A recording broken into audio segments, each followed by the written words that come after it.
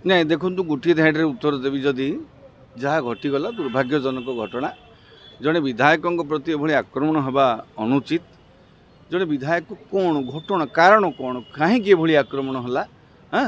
ସେ ଦିଗର ତଦନ୍ତ ହେବାର ଆବଶ୍ୟକତା ଅଛି ଆଉ ଯାଜପୁର ପୋଲିସ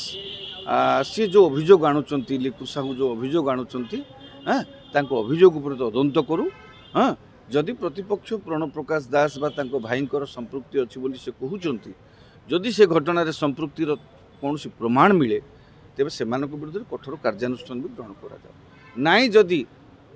ସେଭଳି କୌଣସି ପ୍ରମାଣ ନ ମିଳେ ତେବେ ଏଭଳି ମିଥ୍ୟା ବା ଏଭଳି ବା ୟାଙ୍କ ବିରୁଦ୍ଧରେ ମଧ୍ୟ କାର୍ଯ୍ୟାନୁଷ୍ଠାନ ଗ୍ରହଣ କରାଯାଉ ବୁଝିପାରୁଛନ୍ତି ତ କଥା ହେଉଛି ବିଧାୟକ ଯାଉଥିଲେ ଯାହା ଆଉ ଗୋଟେ ସୂତ୍ରରୁ ଯାହା ମିଳୁଛି ସେଟା ଗୋଟେ ଧାରଣାରେ ରାସ୍ତା ରୋକରେ ଲୋକମାନେ ବସିଥିଲେ ତାଙ୍କର ଗୋଟେ ପ୍ରକଳ୍ପ ବିରୋଧକୁ ନେଇକରି ହାଟ ସମ୍ପର୍କିତ ପ୍ରକଳ୍ପକୁ ନେଇକରି ସେଇଠି କ'ଣ ଗୋଟେ ସଡନ୍ ପ୍ରୋଭୋକେସନ୍ ହେଇଛି ଯୁକ୍ତିତର୍କ ହେଇଛି ସେ ରାସ୍ତା ଛାଡ଼ ଯିବାକୁ ଏକୁ ନେଇକରି କ'ଣ ଗୋଟେ ଯୁକ୍ତିତର୍କ ହେଇଛି ତାପରେ ହେଇଛି କିଛି ଲୋକ କହୁଛନ୍ତି ସେଇଥିପାଇଁ ବଚସା ହେଇକରି ଏଭଳି ଘଟଣା ଘଟିଛି କିନ୍ତୁ ଲିକୁ ସାହୁଙ୍କର କହିବା ଲିକୁ ସାହୁ ନିଜେ ଦେଖନ୍ତୁ ଶାସକ ଦଳର ସମର୍ଥିତ ବିଧାୟକ ଇଣ୍ଡିପେଣ୍ଡେଣ୍ଟଲି ଜିତିଥିଲେ ମଧ୍ୟ ସେ ବର୍ତ୍ତମାନ ଶାସକ ଦଳର ସହଯୋଗୀ ସଦସ୍ୟ ତା ମାନେ ଇକ୍ୱିଭାଲେଣ୍ଟ ଟୁ ଶାସକ ଦଳ ସଦସ୍ୟ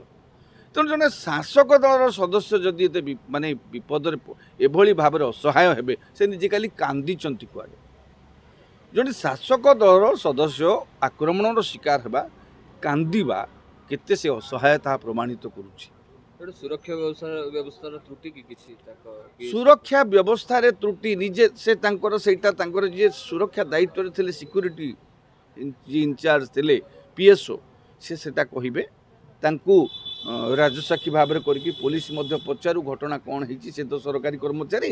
ତେଣୁ ତାଙ୍କୁ ପଚାରିକି ସେ ଘଟଣାର ତଦନ୍ତ ବି କରୁ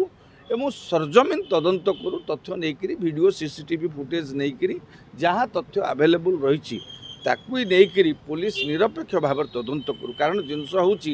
ଯଦି ଶାସକ ଦଳର ସଦସ୍ୟ ଶାସକ ଦଳର ସମର୍ଥିତ ବିଧାୟକ ଯଦି ଏଭଳି ଅସୁବିଧା ଅସହାୟତାରେ ରହିବେ ତେବେ ଲୋକଙ୍କ ଜୀବନ କଥା ଆମେ କ'ଣ କହିବା ତାହେଲେ ଯଦି ଶାସକ ଦଳ ବିଧାୟକ ବା ଶାସକ ଦଳ ସମର୍ଥିତ ବିଧାୟକ ରାସ୍ତାରେ ଯିବାଟା ନିରାପଦ ହୋଇପାରୁନି ସାଧାରଣ ଲୋକଙ୍କ ପାଇଁ